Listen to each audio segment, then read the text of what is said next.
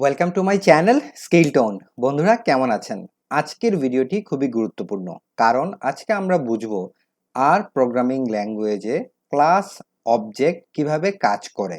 তো তার আগে আমি বলে নেই যে আজকে আমি আর স্টুডিও ব্যবহার করে আপনাদেরকে ক্লাস বা অবজেক্টের কোনো উদাহরণ দিব না, বাট আর প্রোগ্রামিং ল্যাঙ্গুয়েজের যে দুটো কি ফিচার রয়েছে যার মাধ্যমে বেসিক্যালি আর প্রোগ্রামিং ল্যাঙ্গুয়েজ কাজ করে তার উপরে আজকে একটু আলোচনা করব। তো চলুন প্রথমে শুরু করি আর প্রোগ্রামিং ল্যাঙ্গুয়েজের দুটা কি ফিচার কি। দ্য ফার্স্ট ফিচার, যেটা আমরা সাধারণত আর প্রোগ্রামিং ল্যাঙ্গুয়েজে ব্যবহার করে থাকি, দ্য ফার্স্ট ফিচার হচ্ছে আমাদের অবজেক্ট। এখন অবজেক্ট জিনিসটা কি? পৃথিবীর যা কিছু রয়েছে সব কিছুই আপনি একটি অবজেক্ট হিসাবে কনসিডার করতে পারেন। ফর এক্সাম্পল, আমরা যদি ধরে যে আমাদের স্কুল বা আমাদের ইউনিভার্সিটি একটা অবজেক্ট এবং তার আন্ডারে আমাদের অনেকগুলো ক্লাস থাকতে পারে, যেমন class 1, okay, class 2, okay, and likewise class 3 এরকম থাকতে পারে। এখন এই ক্লাসগুলোর মূলত বৈশিষ্ট্যগুলো কি হচ্ছে? এই ক্লাসগুলোর মূল বৈশিষ্ট্য হচ্ছে এই প্রত্যেকটি ক্লাসের মাঝে যে স্টুডেন্টরা রয়েছে, অর্থাৎ এই ক্লাসের আন্ডারে যে স্টুডেন্টস রয়েছে তারা কিন্তু সবাই ক্লাস 1-এর যে সিলেবাস সেটা ফলো করে বা একই রকমের।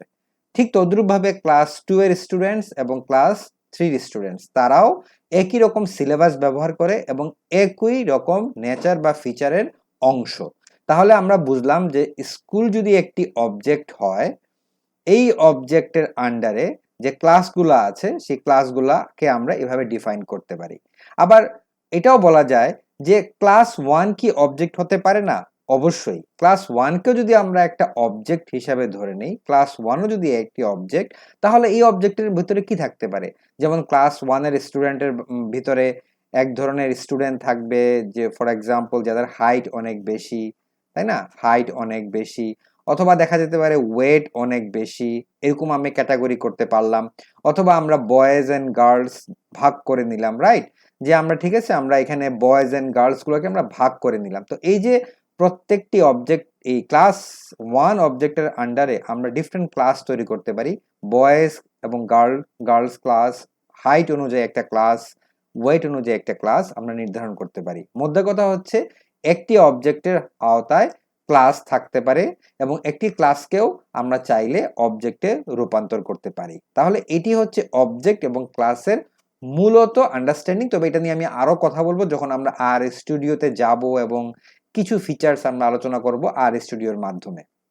তবে আজকের সুবিধার জন্য আমরা আর এর দুটো বিষয় নিয়ে আলাপ করব, যেখানে আসলে আর কিভাবে কাজ করে বা আর এর কাজটার ফর্মুলাটা কি সেটা আমরা দেখাতে চেষ্টা করব। তো আগেই বলেছি যে আর আসলে একটি অবজেক্ট ওরিয়েন্টেড প্রোগ্রামিং, ওকে, এটা হচ্ছে ওওপি বা অবজেক্ট ওরিয়েন্টেড প্রোগ্রামিং। তার মানে প্রত্যেকটি কাজ, আপনি প্রত্যেকটি জিনিস আর এ শুরু করবেন কোনো একটি কমান্ড লেখার আগেই আপনাকে একটি অবজেক্ট, ওকে, আপনাকে একটি অবজেক্ট অথবা আমি এটাকে বলি যে একটা ভেরিয়েবল আগে আপনাকে সিলেক্ট করতে হবে, অথবা আপনাদেরকে একটা ভেরিয়েবল আগেই সিলেক্ট করে নিতে হবে। অর্থাৎ একটি অবজেক্ট অথবা ভেরিয়েবল আপনাকে প্রথমেই সিলেক্ট করে নিতে হবে।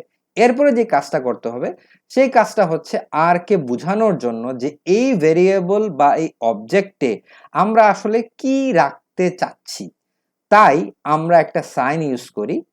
আপনারা দেখছেন এই যে একটা সাইন ইউজ করি আমরা আর এ, এই সাইনটাকে সাধারণত আমরা বলি ইজ ক্রিয়েটেড ফ্রম, ওকে, অর্থাৎ যা হতে তৈরি হবে। অর্থাৎ এই অবজেক্ট বা ভেরিয়েবলটি কি এলিমেন্টস দ্বারা তৈরি হবে, আমরা বলতে পারি কোন ক্লাস দ্বারা তৈরি হবে। এই জন্য এই যে সাইনটা আছে না, এই সাইনটাকে বলা হয় আর এর ইজ ক্রিয়েটেড ফ্রম। ওকে বন্ধুরা, এরপরে আপনাকে একটা ফাংশন উল্লেখ করতে হবে, অর্থাৎ কোন ফাংশন এর দ্বারা আমাদের এই অবজেক্টটা ক্রিয়েট হবে। অর্থাৎ আপনি যে অবজেক্টে কোনো একটা ভেরিয়েবল আন্ডারে কোনো ইনপুট বা তথ্য রাখতে চাচ্ছেন, তা কিভাবে রাখবেন, কোন কমান্ড এক্সিকিউশনের মাধ্যমে এই জিনিসটাকে আপনি সরাসরি অবজেক্টে আনতে পারবেন, এই জন্য একটি ফাংশন লাগে। ফাংশনকে আমরা অনেক সময় একটা মেশিন বলতে পারি, যেই মেশিনের কাজ হচ্ছে ইনপুট এবং আউটপুটের রিলেশন তৈরি করা। আপনাদের নিশ্চয়ই মনে আছে বন্ধুরা, আমরা যখন প্রাথমিক পর্যায়ের বিভিন্ন অঙ্ক করি দেখা যায় যে y is a function of x, তার মানে কি? তার মানে হচ্ছে এটা একটা আউটপুট এবং এটা একটা ইনপুট, এবং এই যে ইনপুট থেকে আউটপুটের যে সম্পর্কটা এটা নির্ধারণ করে দিচ্ছে এই একটি ফাংশন নামক মেশিনের মাধ্যমে। তাহলে বন্ধুরা আরও কিন্তু অনেকটা এরকমই কাজ করে। তো এখানে আমরা অলওয়েজ একটা ফাংশন ব্যবহার করব এবং একটা উইদিন ব্র্যাকেট দিব। আমাদের কিন্তু আর এর মূল প্রোগ্রামিং এর যে ল্যাঙ্গুয়েজের সিনট্যাক্স তা কিন্তু বোঝা হয়ে গেল। আমি আরেকবার রিপিট করি বিষয়টা। প্রথমে আপনাকে একটা অবজেক্ট ঠিক করতে হবে, যে আপনি অবজেক্ট বা ভেরিয়েবলের নাম দিতে হবে যেখানে আপনি আপনার তথ্যগুলোকে সংরক্ষণ করবেন। তারপর আপনাকে একটা অ্যারো সাইন, যেটা অলরেডি আর এর দেওয়া থাকে, তাও আমি মিনিং বোঝানোর জন্য বলছি। এই জিনিসটার নাম হচ্ছে ইজ ক্রিয়েটেড ফ্রম, বা বলা যায় যেটা কোথা থেকে তৈরি হবে তাকে নির্দেশ করতেছে, এবং একটা ফাংশন ইউজ করা লাগবে, এবং এই ফাংশনের ভিতরে যে ভেরিয়েবল বা ইনপুট গুলাকে আমরা রাখবো সেটি এই ফাংশন দ্বারা কনভার্ট হয়ে এই অবজেক্টের মধ্যে সংরক্ষিত হবে। তাহলে আর এর যে কোনো সিনট্যাক্স লেখার জন্য বন্ধুরা এই হচ্ছে প্রাথমিক ধারণা। তো এবার চলুন আমরা দ্রুত একটি অবজেক্ট একটি ফাংশন লিখে ফেলি।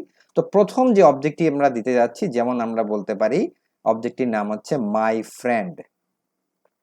আপনাদের অনেকেরই বন্ধু রয়েছে, তা আমি ধরে নিলাম আমার যে বন্ধুদের লিস্ট, সেই বন্ধুদের লিস্টের মধ্যে মাই ফ্রেন্ড নামে একটি অবজেক্ট তৈরি করলাম। এই মাই ফ্রেন্ডটা ক্রিয়েটেড ফ্রম, ওই যে বললাম একটি সাইন আরে দেওয়াই থাকে, বাট আমি আপনাদেরকে থিওরিটিক্যালি জিনিসটাকে বোঝানোর চেষ্টা করতেছি। ইজ ক্রিয়েটেড ফ্রম, এখন আমরা এই মাই ফ্রেন্ডের আন্ডারে কি রাখতে চাচ্ছি আমাদের কিছু বন্ধুদের নাম। তাহলে এই ফাংশনটা বা এই সারিবদ্ধ বন্ধুদের নামকে রাখার জন্য আমরা যে ফাংশনটা ব্যবহার করি আরে, সেটাকে আমরা বলি কনক্যাটিনেট ফাংশন। কনক্যাটিনেট ফাংশন বা সি কনক্যাটিনেট ফাংশন। এই কনক্যাটিনেট ফাংশনের আন্ডারে আমার প্রথম বন্ধুর নাম যদি আমি দেই, যে ধরুন আমার প্রথম বন্ধুর নাম হচ্ছে, এরা হচ্ছে অ্যাকচুয়ালি আমার বন্ধু সাজন, ওকে। এরপরে রয়েছে ফর এক্সাম্পল আমরা দিলাম যে আমার বন্ধু একজনের নাম হচ্ছে, লেটস এজিউম দ্যাট মান্নি, ওকে। এবং ধরুন আরেকজন বন্ধুর নাম হচ্ছে আমার কান্তা, ফর এক্সাম্পল। এরা অ্যাকচুয়ালি আমার সবাই বন্ধু। তো দেখুন এই যে আমরা যে ফ্রেন্ড অবজেক্টটি তৈরি করলাম, এই অবজেক্টটির মাঝে আমরা আসলে এই সাইন দ্বারা বুঝালাম যে ইজ ক্রিয়েটেড ফ্রম, এই ফাংশনটার নাম হচ্ছে কনক্যাটিনেট। কনক্যাটিনেট ফাংশন অর্থাৎ সারিবদ্ধভাবে আপনি যখন কোনো একটি তথ্যকে সাজাবেন তখন যে ফাংশনকে ব্যবহার করা হয় তখন তাকে বলা হয় কনক্যাটিনেট ফাংশন। এবং এই ফাংশনের আন্ডারে আমি কিছু নাম ব্যবহার করলাম, অর্থাৎ আমার বন্ধুদের নাম ব্যবহার করলাম। এখন বন্ধুরা দেখুন, এই যে আমি ইনভার্টেড কমা দিয়েছি এর মানে কি? ইনভার্টেড কমা দেওয়ার অর্থ হচ্ছে এগুলি আসলে কোনো নাম্বার নয়, এগুলি কোনো নাম্বার নয়, এরা হচ্ছে সবাই স্ট্রিং। স্ট্রিং মানে হচ্ছে এরা ক্যারেক্টার, রাইট? এরা হচ্ছে নন নিউমেরিক ক্যারেক্টার, এরা নিউমেরিক না, নন নিউমেরিক ক্যারেক্টার। তো বন্ধু প্রশ্ন আসতে পারে যে আচ্ছা আমরা যদি কোনো নাম্বার দিতাম তাহলে কি ইনভার্টেড কমা ইউজ করতাম? না, করতাম না। কারণ যখনই আর কে আমরা কোনো একটি নন নিউমেরিক ইনফরমেশন বা ক্যারেক্টার বা স্ট্রিং ইউজ করতে চাই তখন আমরা এই ইনভার্টেড কমাগুলো ব্যবহার করি। এই হচ্ছে আমাদের প্রথম কমান্ড, এবং এই কমান্ডটি দেওয়ার সাথে সাথে একটি অবজেক্ট ক্রিয়েট হবে যার মধ্যে এই ফ্রেন্ডের তথ্যগুলো রয়ে যাবে। এবার আপনাদের সুবিধার জন্য যদি আমরা একটা নিউমেরিক তথ্য তৈরি করি, ফর এক্সাম্পল আমরা যদি একটা নিউমেরিক তথ্য তৈরি করি, সেই তথ্যের মধ্যে ধরেন আমরা দিলাম যে আমাদের ইউনিভার্সিটি সাস্ট, ওকে।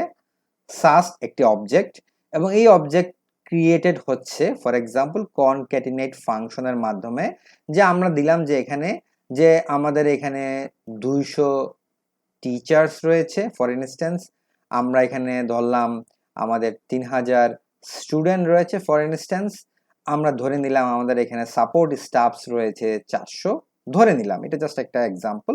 তো আমরা ধরলাম যে এই যে নাম্বার 200, 300, 400, ধরে নিলাম যে এই নাম্বারগুলা আমরা এই ভেরিয়েবল অর্থাৎ সাস্ট ভেরিয়েবল আন্ডারে রাখতে চাচ্ছি কনক্যাটিনেট ফাংশন ব্যবহার করে। এবং এটা যদি আমরা একটু এক্সেলে বুঝি তাহলে জিনিসটা আসলে কি দাঁড়াবে, ধরুন একটি সাস একটি ভেরিয়েবলের নাম, এবং এই ভেরিয়েবলের আন্ডারে, এই কলামের আন্ডারে আমরা আসলে 3টি রো রয়েছে, এই 3টি রোতে আমরা 3টা ইনফরমেশন রেখেছি। ওকে, এই তিনটি ইনফরমেশন রয়েছে। আমরা এই ইনফরমেশনের নাম দরকার নেই, আমি জাস্ট নাম্বার, সিম্পল নাম্বার রাখলাম, নিউমেরিক ভ্যালু 200, 3400। ওকে, তো এর মাধ্যমে আমাদের কিন্তু এখানে কোনো ইনভার্টেড কমা ইউজ করিনি, কারণ এটা একটা নিউমেরিক ভ্যালু বা নিউমেরিক নাম্বারস। তাহলে এখান থেকে আমরা একটা জিনিস বুঝতে পারলাম যে আর অলওয়েজ একটি ভেক্টর। ওকে, ভেক্টরটা কি আসলে? যার দিক রয়েছে এবং যার পজিশন রয়েছে, অর্থাৎ পজিশনের নাম্বার রয়েছে। যেমন ধরুন এই 200 এর পজিশন হচ্ছে ফার্স্ট। ওকে, এই 300 এর পজিশন হচ্ছে সেকেন্ড, এই যে 400 এর পজিশন হচ্ছে থার্ড। অর্থাৎ এটি একটি সিরিয়াল মেনটেন করেছে। ওকে, এবং এটির একটি পজিশন বা নাম্বার রয়েছে। তাহলে ভেক্টরটার মানে কি? ভেক্টর হচ্ছে যার একটি দিক, ডিরেকশন থাকবে এবং ভ্যালু থাকবে। তাহলে এটা একটা দিক রয়েছে যেটা 200, 300, 400 এই ডিরেকশনে যাচ্ছে, এবং আমরা এইভাবে সাজিয়েছি তাকে, এবং এর পজিশনও রয়েছে, ফার্স্ট, সেকেন্ড, থার্ড পজিশন রয়েছে। যদি আমরা শুধু বলতাম স্কেলার ভ্যালু, স্কেলার হচ্ছে জাস্ট 200, এটা একটা স্কেলার, তার কোনো পজিশন নেই, কারণ এখানে জাস্ট একটা সিম্পল নাম্বার, স্কেলার একটা নাম্বার। ওকে, তো এখান থেকে কিন্তু আমরা মানে মেইন যে জিনিসটা আর এর, সেটা বুঝতে পারলাম যে আর আসলে কাজ করে অলওয়েজ একটি ভেরিয়েবল, যাকে আমরা আসলে অবজেক্টও বলি, ওই যে বললাম অবজেক্ট ওরিয়েন্টেড প্রোগ্রামিং। ওকে, এবং আমরা ধরে নেই তার সেই আর এই ভেরিয়েবল অবজেক্টের নাম দেওয়ার পরে যেটা আমরা ব্যবহার করি সেটা হচ্ছে এরকম একটি সাইন, যে সাইনটির মানে হচ্ছে যে ইজ ক্রিয়েটেড ফর্ম। ওকে, মানে হচ্ছে ফ্রম, সরি, তার মানে হচ্ছে এটা কোথা থেকে ক্রিয়েট হচ্ছে বা কিভাবে ক্রিয়েট হচ্ছে। এরপরে আমরা একটা ফাংশন ব্যবহার করি, যে ফাংশন হচ্ছে একটা মেশিন, যার মাধ্যমে যে ইনপুটগুলা এই অবজেক্টের মধ্যে সংরক্ষিত হবে, এবং তারপরে এই ফাংশনের পরে আমরা আমাদের তথ্যগুলোকে সংরক্ষিত করি, একটা উইদিন ব্র্যাকেট দেই। যদি স্ট্রিং থাকে তাহলে আমরা একটা ইনভার্টেড কমা ইউজ করি, যদি স্ট্রিং বা ক্যারেক্টার না থাকে তাহলে সিম্পলি আমরা কমা দিয়ে সেই নাম্বারগুলোকে রাখি। এবং আর অলওয়েজ একটি ভেক্টর আকারে, অর্থাৎ সারিবদ্ধ কলাম অথবা সারিবদ্ধ সারির মাধ্যমে, অর্থাৎ সারি এবং কলাম, যেটা আমরা সাধারণত স্প্রেডশিটে দেখি যে কলাম এবং রো, অর্থাৎ এটার একটা পজিশন এবং একটি ভ্যালু থাকবে, ডিরেকশন এবং ভ্যালু থাকবে, এইভাবে তারা কাজ করে আর। তো এই জন্য আমরা সাধারণত আর কে বলি ভেক্টর বেস প্রোগ্রামিং ল্যাঙ্গুয়েজ। তো বন্ধুরা, আজকের মূল বিষয় ছিল এটি যে থিওরিটিক্যালি কিভাবে আমরা বুঝতে পারি যে আর প্রোগ্রামিং ল্যাঙ্গুয়েজের মূল সিনট্যাক্সটা, যেটা দিয়ে আমরা সব কাজ করব, তার ধারাবাহিক যে ব্যাপারগুলো, অর্থাৎ কিসের পরে কি আসতে হয়, সেটা আমরা বুঝতে পারলাম।